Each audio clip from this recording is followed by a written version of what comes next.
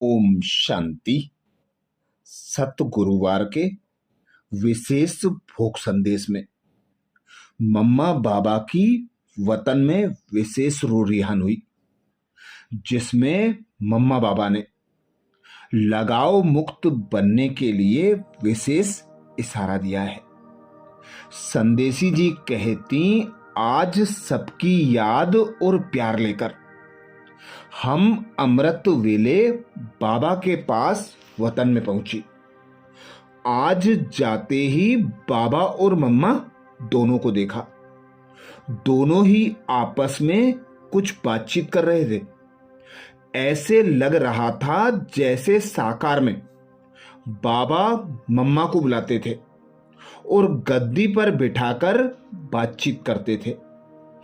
इसी रीति से वहीं साकार दृश्य सामने आया।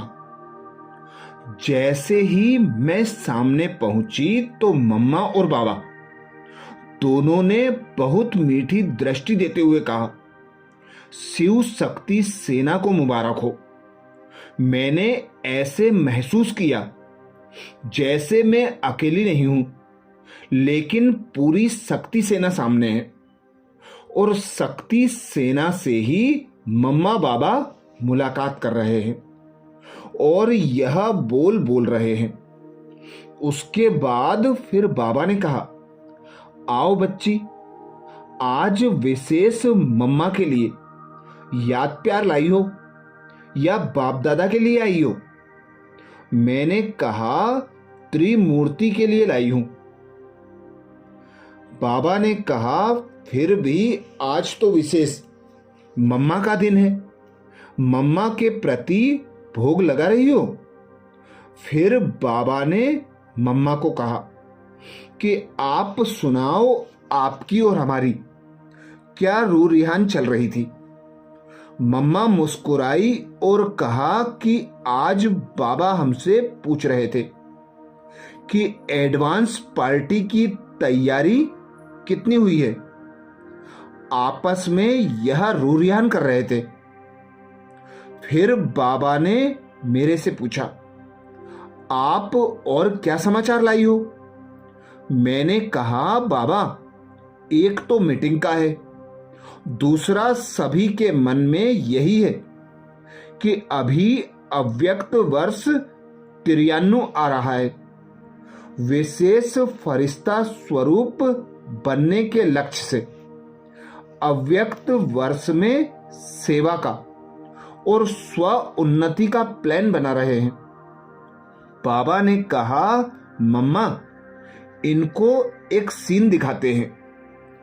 इतने में मैंने देखा कई ब्राह्मण आत्माएं बादल के एकदम ऊपर, जैसे आकाश में फरिश्ते के रूप में, आधे सर्कल में, एक सर्कल फिर दूसरा सर्कल, इस डिजाइन में दिखाई दे रहे थे।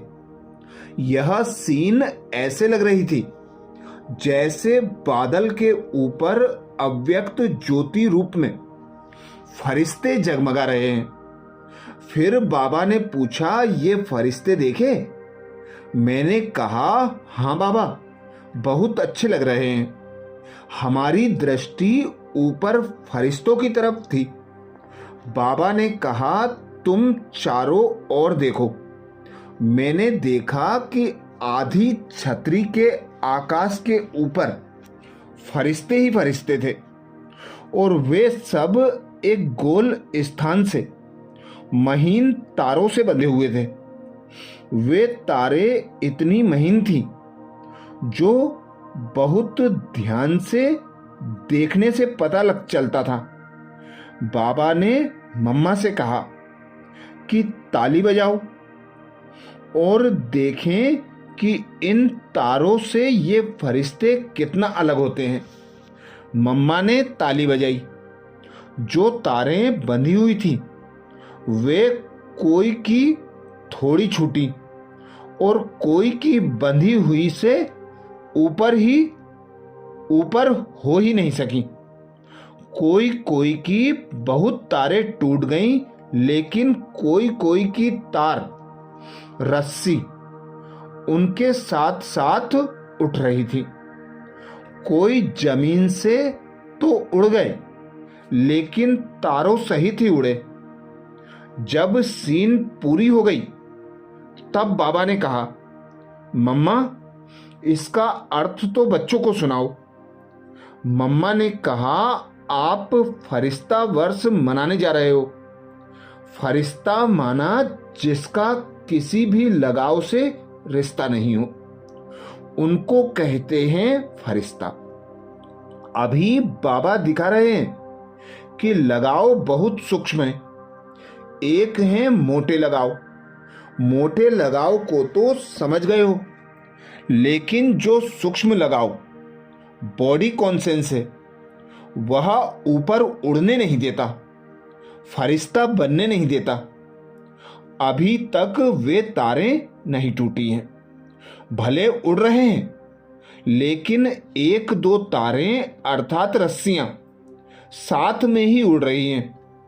जब कोई भी बात में झुकाव होता है तो ये सभी बातें होती हैं। बाबा ने यह दृश्य दिखाया कि पहले अपने सूक्ष्म लगाव को चेक करो। हमारा कोई भी सूक्ष्म लगाव जुटा हुआ तो नहीं है। ऐसे तो नहीं उड़ भी रहे हो, लेकिन वे तारे भी साथ साथ जा रही हैं।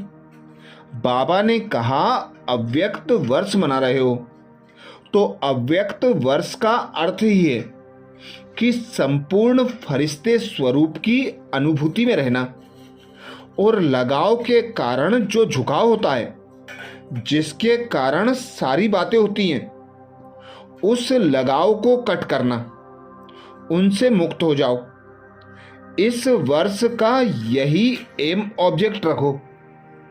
चाहे सेवा भी करो, लेकिन यदि ब्रह्मा बाबा से प्यार है, चाहे व्यक्त पालना ही है या अव्यक्त पालना ही है, लेकिन बाबा प्यार का सबूत देखना चाहते हैं। जिससे प्यार होता है, उसके प्रति त्याग भी होता है। बाबा से प्यार है, जैसे ब्रह्मा बाबा फरिश्ते रूप में है, तो बाबा के प्यार के पीछे क्या आप यह छोटे छोटे महीन लगाव नहीं छोड़ सकते? क्या आप यह त्याग नहीं कर सकते?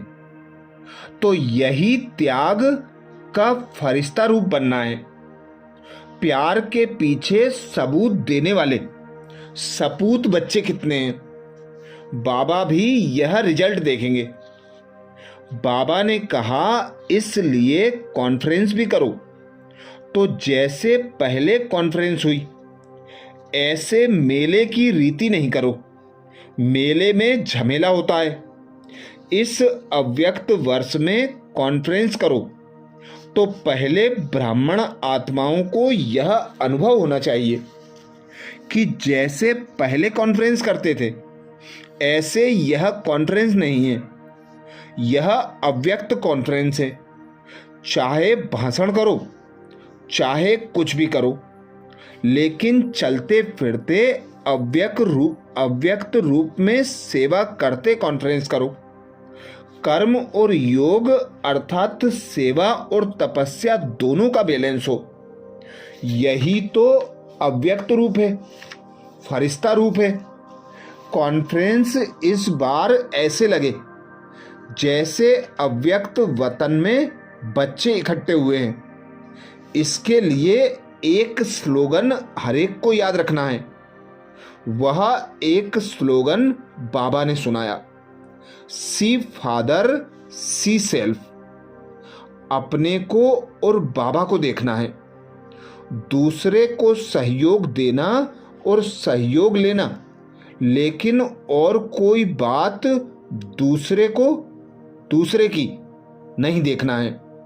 यदि कोई कुछ करता भी है तो आप उसको अपने वाइब्रेशन से ठीक करो।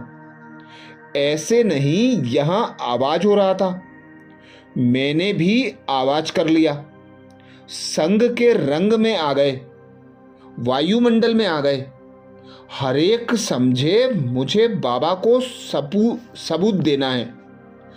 अपनी जिम्मेवारी हर एक स्वयं ले। इस बारी अव्यक्त वर्ष में बाबा यह सबूत देखना चाहते हैं और सपूत बच्चों की रिजल्ट बाबा चेक करेंगे।